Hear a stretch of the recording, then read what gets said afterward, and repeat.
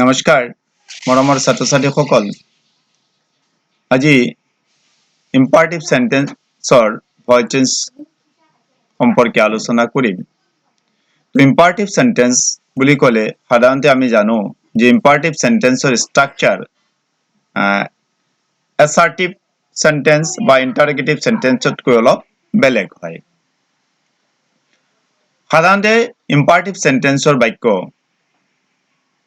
ভাৰ্বৰ দ্বাৰা স্টাৰ্ট হয়, নহলে লেট, নহলে প্লিজ বা ডু নট এইবোৰৰ দ্বাৰা আৰম্ভ হয়। সাধাৰণতে সাবজেক্ট ইয়াত নাথাকে। যেতিয়া সাবজেক্ট নাথাকে আৰু ভাৰ্বৰ দ্বাৰা স্টাৰ্ট হয় বা লেটৰ দ্বাৰা স্টাৰ্ট হয় বা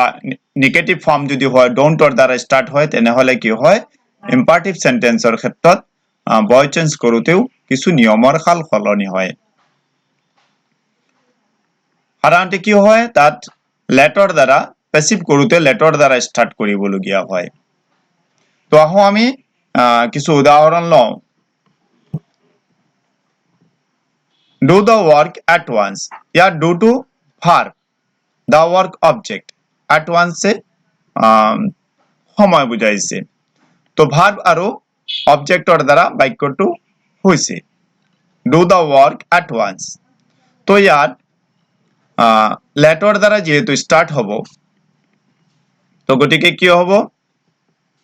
প্ৰথম কি বহি যাব লেট বহি যাব। পেসিভ কৰোতে লেট হব let the work object to subject হৈ গল let the work। বাকি নিয়ম একে ধৰণৰে থাকিব let the work খালি let টু বহি যাব let the work object to subject হিচাপত বহি গল let the work। দুই নম্বৰ নিয়ম অনুসৰি ভাৰ্ব এটা এক্সট্ৰা বি ভাৰ্ব বহে বি ভাৰ্ব এটা বহে এই বি ভাৰ্বটোৰ মূল ফৰ্ম যেটো আছে বি আছে এই বি টু বহি যাব বি বহি গল let the work be হৈ গল। 3 নম্বৰ নিয়ম অনুসৰি ভাৰ্বৰ পাস্ট পাৰ্টিসিপল বহে ভাৰ্ব কি আছে ডু ডুৰ পাস্ট পাৰ্টিসিপল ডান বহি গল। তাৰ পিছত সময় কি আছে at once টু বহি গল let the work be done at once।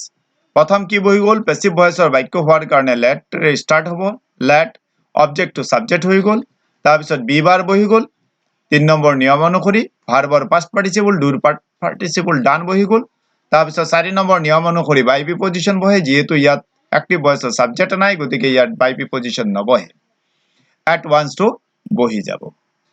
সময় বুঝাইছে at once বহি গল। তো বাক্য পেসিভ ভয়েসৰ বাক্য হৈ গল। এতিয়া আমি দেখিম যে এটো অ্যাক্টিভ ভয়েসত আছে না পেসিভ ভয়েসত আছে আমি জানিম কেনেকৈ পিছত যে আমি জানো যে অ্যাক্টিভ পেসিভ ভয়েসৰ বাক্য এটা পেসিভ হবৰ কাৰণে দুটা কন্ডিশন লাগে এটা হল এক্সট্ৰা বি ভাৰ্ব আৰু 2 নম্বৰ হল ভাৰ্বৰ পাস্ট পাৰ্টিসিপল এই দুটা কন্ডিশন থাকিবই লাগিব। ইয়াত এক্সট্ৰা বি ভাৰ্ব কি আছে বি আছে 2 নম্বৰত কি আছে ভাৰ্বৰ পাস্ট পাৰ্টিসিপল আছে গতিকে এটো পেসিভ ফৰ্মত আছে দুটা কন্ডিশন ফুলফিল আছে। ঠিক তেনেধৰণৰ চেঞ্জ দ্য ভয়েস ইয়াত চেঞ্জ টু ভাৰ্ব আৰু দা ভয়েস টু অবজেক্ট গতিকে কি হ'ব লেটেৰে স্টাৰ্ট হ'ব লেট বহি গল অবজেক্ট টু সাবজেক্ট হৈ গল let the voice। 2 নম্বৰ নিয়ম অনুসৰি এটা বি ভাৰ্ব বহিব বি বহি গল আৰু 3 নম্বৰ নিয়ম অনুসৰি চেঞ্জ আছে ভাৰ্বৰ পাস্ট পাৰ্টিসিপল চেঞ্জড হৈ গল বি ভাৰ্ব বহি গল ভাৰ্বৰ পাস্ট পাৰ্টিসিপল বহি গল let the voice be changed হৈ গল। এবাৰ কি আছে বাক্যৰ স্ট্ৰাকচাৰ অলপ বেলেগ আছে let me মোক দিয়া হোক sing the song let me sing the song মোক গানটো গাবলৈ দিয়া হোক। ইয়াত লেটেৰে স্টাৰ্ট হৈছে ইম্পাৰেটিভ সেন্টেন্সৰ বাক্য let me sing the song এই মিটো অবজেক্ট ৰূপত ইয়াত আছে let me sing the song verb আছে sing the song অবজেক্ট। ইয়াত কি আছে আমি যেতিয়া পেসিভ কৰিম লেটেৰে দ্বাৰা স্টাৰ্ট হোৱা বাক্য অ্যাক্টিভ ভয়েসৰ বাক্য এটা যেতিয়া আমি পেসিভ ভয়েসত নিম তেতিয়াও কি হ'ব লেটৰ দ্বাৰা স্টাৰ্ট হ'ব let ইয়াৰ অবজেক্ট কি আছে দা সং অবজেক্ট আছে তো কি হৈ যাব অবজেক্ট টু সাবজেক্ট হৈ গল let the song 2 নম্বৰ নিয়ম অনুসৰি ভাৰ্ব এটা বি ভাৰ্ব বহিব বি বহি গল 3 নম্বৰ নিয়ম অনুসৰি ভাৰ্বৰ past participle সিংৰ past participle sang বহি গল তাৰ পিছত কি হৈ গল মি থাকি গল এটো কি হৈ গল অবজেক্ট আছে অবজেক্ট ৰূপেই বহিব গতিকে কি হৈ যাব বাই প্ৰিপজিশনটো বহি যাব বাই প্ৰিপজিশন বহিব বাই আৰু তাৰ পিছত অবজেক্ট আকৌ ইয়াতো অবজেক্ট ৰূপতে বহিব বাই মি তো কি হৈ গল let the song be sung by me একে ধৰণৰ পিছৰ বাক্যটো একে ধৰণৰ আছে let him do the sum let him do the sum ইয়াত কি আছে let তৰ দ্বাৰা স্টাৰ্ট হ'ব আৰু ইয়াত কি আছে verb do the sum object object to subject হৈ যাব let the sum এক নম্বৰ কাম আছে আমি let লগাই object to subject কৰি দিয়া let the sum ইয়াত sum object হিচাপত আছে ইয়াত sum to the sum subject হিচাপত বহি গল let the sum দুই নম্বৰ নিয়ম অনুসৰি be verb বহি গল extra be verb be বহি গল let the sum be তিন নম্বৰ নিয়ম অনুসৰি ভাৰ্বৰ past participle বহি গল তাৰ পিছত কি আহিছে ইয়াত him object হিচাপত আছে ইয়াতো him বহিব কিন্তু কি হয় তাৰ আগত by preposition বহি যাব by him বহি গল let the sum be done by him এবাৰ স্ট্ৰাকচাৰ অলপ অ্যাক্টিভ ভয়েসৰ ইম্পাৰেটিভ সেন্টেন্সৰ অলপ বেলেগ আছে প্লিজ হেল্প মি প্লিজ এর স্টার্ট হইছে যেতিয়া প্লিজ এর স্টার্ট হয় তেতিয়া মানে কি হয় প্লিজ হেল্প মি একচুয়ালি কি হয় প্লিজ হেল্প মি আৰু যেতিয়া প্লিজ থাকিব তেতিয়া কি হ'ব লাগিব ইউ আর রিকোয়েস্টেড আমি দিব লাগিব you are requested to help me you are requested please help me মোক সহায় কৰা ইউ আৰ ৰিকোয়েস্টেড আপোনাক ৰিকোয়েস্ট কৰা হৈছে টু হেল্প মি মোক সহায় কৰিবৰ কাৰণে এটো প্যাসিভ ভয়েসৰ ফৰ্ম হৈ গল কিন্তু ইয়াত কি হয় লেটৰ ব্যৱহাৰ নহল লেট ব্যৱহাৰ কৰিব না লাগে ইয়াত আমাৰ লেট ব্যৱহাৰ কৰাৰ সুযোগ নাই ইউ আৰ ৰিকোয়েস্টেড এই বাক্যটো প্যাসিভ ফৰ্মত আছে আমি আৰু এবাৰ ভালদৰে ইয়াক এনালাইসিস যদি কৰো you are requested extra B verb are বহি গল আৰু ভাৰ্বৰ past participle হৈ গল ইউ আৰ ৰিকোয়েস্টেড আৰু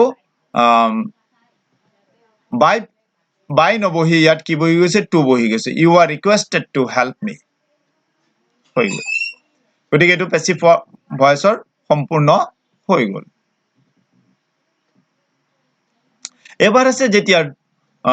ডু নট বা ডোন্ট যেতিয়া থাকিব তেতিয়াও কি হয় অলপ বেলেগ হয় আমি দুই ধৰণৰ কৰিব পাৰো যেতিয়া নেগেটিভ ফৰ্মত যেতিয়া থাকে do not forget his advice negative ফৰ্মত আছে পিছৰ বাক্যটো একে ডোন্ট রান ইন দা সান এটো কি আছে নেগেটিভ ফর্মত আছে imperative sentence forget don't forget his advice এবাৰ কি আছে ইয়াত আমি লেটৰ দ্বাৰা স্টাৰ্ট হ'ব let his advice ইয়াৰ অবজেক্ট কি আছে ভাৰ্ব আছে forget his advice অবজেক্ট আৰু নেগেটিভ বুজাবৰ কাৰণে ডু ভাৰ্বৰ সহায় লোৱা হৈছে ডু নট হৈছে তো let বহি গল অবজেক্ট টু সাবজেক্ট হিচাপত বহি গল let his advice দুই নম্বৰ নিয়ম অনুসৰি ভাৰ্ব এটা এক্সট্ৰা বি ভাৰ্ব বি বহি গল আৰু ইয়াত কি আছে নেগেটিভ আছে ডু নট এই নট টু কি হৈ যাব বি ভাৰ্বৰ পিছত নট বহি যাব let his advice be not ঠিক আছে এই নট টু ভাৰ্বৰ পিছত সদায় বহে গতিকে ইয়াত বহি গল তাৰ পিছত কি থাকিলে তিন নম্বৰ নিয়ম অনুসৰি ভাৰ্বৰ past participle forget or past participle কি হ'ব forget forgot forgotten ইয়াত কি হৈ গল ভাৰ্বৰ past participle বহি গল let his advice be not forgotten হৈ গল বা কি হ'ব পাৰে এই বাক্যটো আমি বেলেগ ধৰণৰ লিখিব পাৰো তো যেহেতু ইয়াত পৰামৰ্শ দিছে গতিকে কি হৈ যাব ইউ আৰ এডভাইসড যেনেকুৱা ইউ আৰ ৰিকোয়েস্টেড হৈছে ঠিক তেনে ধৰণৰ ইউ আৰ এডভাইসড হৈ গল ইউ আৰ এডভাইসড আপোনাক কি কৰা হৈছে এডভাইস দিয়া হৈছে ইউ আর এডভাইসড ইয়াত যেহেতু নেগেটিভ ফর্মত আছে গতিকে ইয়াতো কি হ'ব not লাগি যাব আৰু not to forget his advice. যেনেকুৱা you are requested to help me, ঠিক তেনেধৰণৰ you are advised not to forget his advice. তো his advice object আছে his advice ইয়াত object হিচাপত বহিলে you are advised আপোনাক advised কৰা হৈছে not to forget his advice. এই advised verb হিচাপত advised আৰু যেতিয়া noun হিচাপত হ'ব advice হ'ব তো এই হিচাপত কি হয় you are advised হ'ব পাৰে আৰু নহলে letter দ্বাৰাও start হ'ব পাৰে যদি do not ৰে start হয় বা don't ৰে start হয়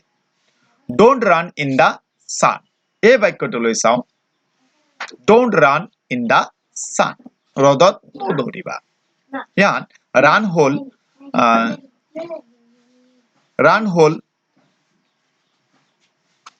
verb আৰু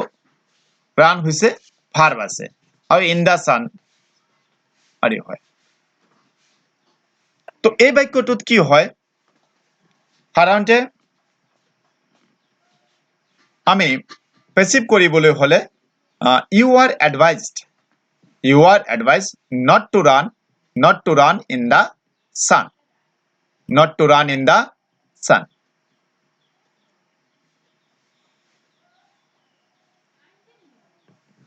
যেহেতু ইয়াত অবজেক্ট নাই গতিকে কি হয় লেটাৰ দ্বাৰা আমি স্টাৰ্ট কৰিব নোৱাৰো ডাইৰেক্ট কোনো অবজেক্ট নাই আৰু কি হয় ৰান টু হৈছে